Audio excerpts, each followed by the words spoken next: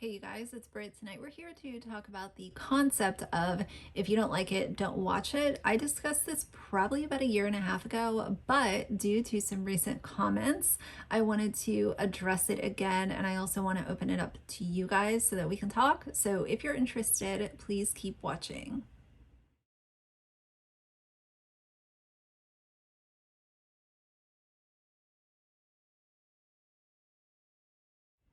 All right, you guys, so surprise, surprise, the idea for this video came from a Dougherty Dozen video.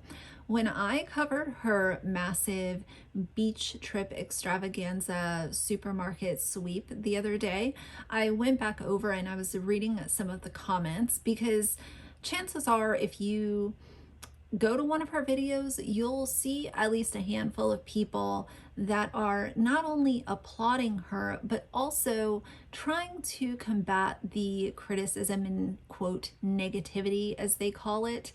And this one comment I want to highlight because it really shows how much like a one-track mind some of these people have. And I am not calling everyone like this, but this is something that I've seen in several comments, and it's the idea of if you don't like it, don't watch. If you don't like it, why are you here? If you don't like what she's doing, then click off the video. And that is such a simple argument to have when you're uploading things publicly online. Let's read the comment first. It says, to everyone complaining, if you don't like it, don't watch it. It's literally that simple. Your comments aren't going to return all of the food. So you're wasting your time misusing your, just side note, complaining for nothing. It has absolutely nothing to do with you, so move on and worry about yourselves. And first of all, when it comes to food waste, that applies to everyone. We are in an actual food crisis right now where there are a lot of families that are unable to feed themselves and their one or multiple children, where they literally cannot afford to put dinner on the table. So for someone to say, Alicia buying a bunch of junk at the grocery store doesn't affect anyone else, it actually does affect other people. And there are probably at least a few people with the size platform she has. There are most definitely at least a few people that are watching these videos and they're trying to figure out what their grocery budget for next week is going to be, because they are literally strapped for cash, and due to inflation and people taking pay cuts or job loss and things like this, they're watching her content and might not know how much they're going to be able to spend at the grocery store next week or next month. And everyone is allowed to have an opinion. I know that that's a really simple thing to say as well. When you upload things to YouTube, TikTok, Instagram, you're uploading it knowing that people are going to come across it and they might not like what you're doing, what you're saying, what you're wearing, the things that you're promoting. That is just the gamble that you take when you upload to the internet. But when we apply this specifically to her content and her platform, the amount of waste that she creates by using single-use plastic and the constant paper plates and water bottles and plastic utensils and all of the stuff that she buys on a consistent basis. We're not talking about one party where she bought disposable stuff. This is all the time. Even when she went to a beach rental where the septic issue is not an issue there, still single-use plastics, it's just waste to the 100th degree. When you are being wasteful, people are allowed to raise their voices about that, and it should not be shut down by people that are blindly following her content.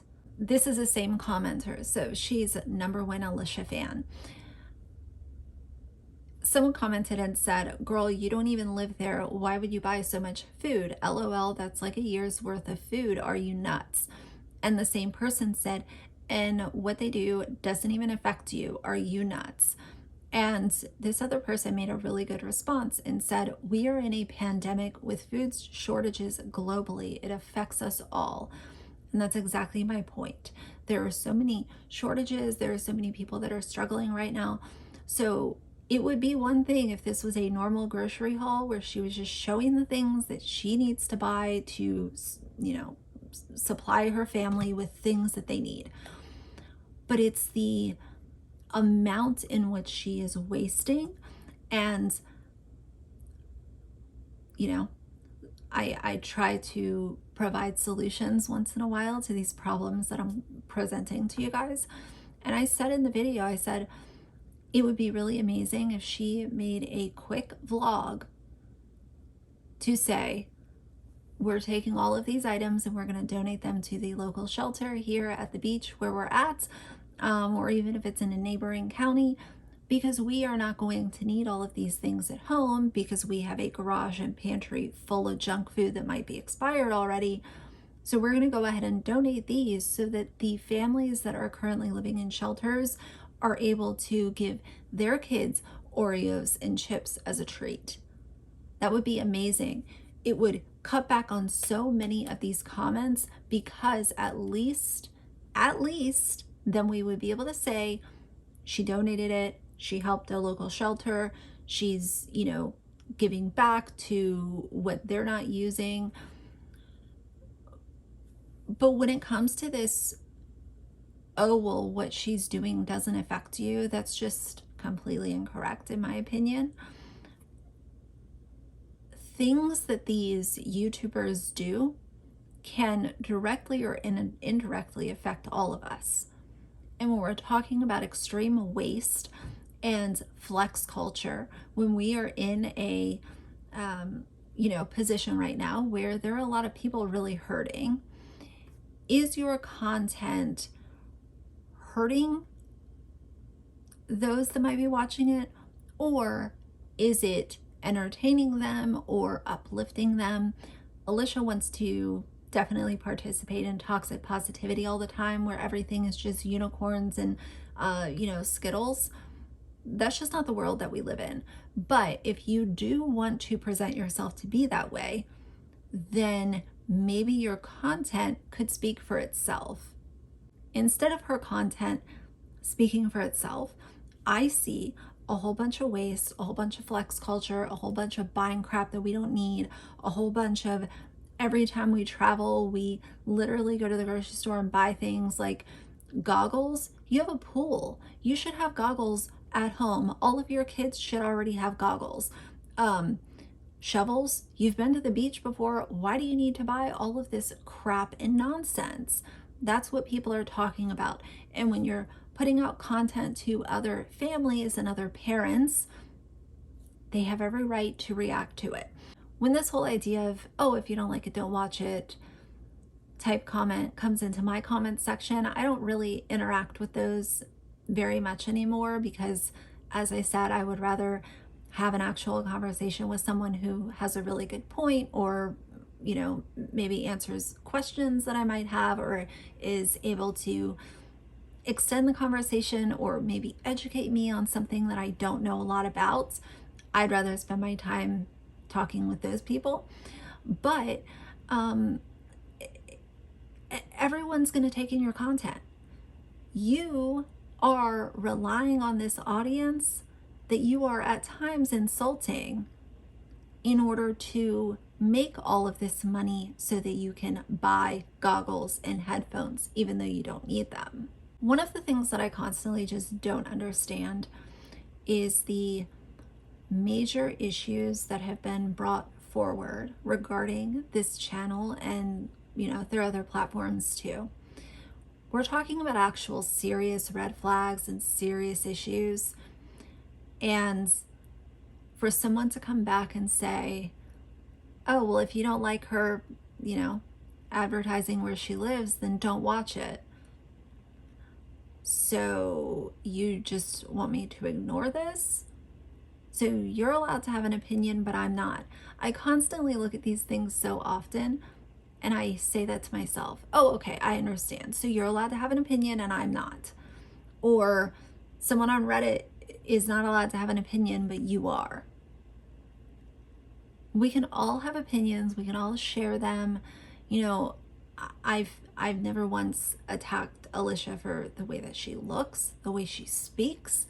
Um, I'm going based off of her actions, just as I have for every other influencer and YouTuber that I've talked about. And that's what I'm going to continue doing. But I think the if you don't like it, don't watch it argument is just going to fizzle out soon, because it's so tired.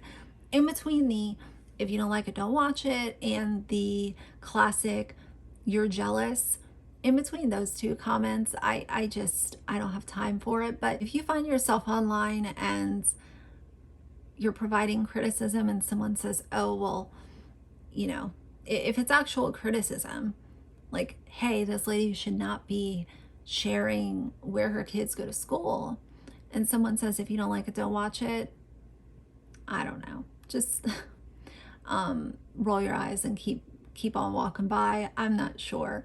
It is really funny though, because I'll come out with opinions, and sometimes I do wonder why people watch me if they can't stand my opinion so much, especially when I'm talking about something that's actually like kind of serious.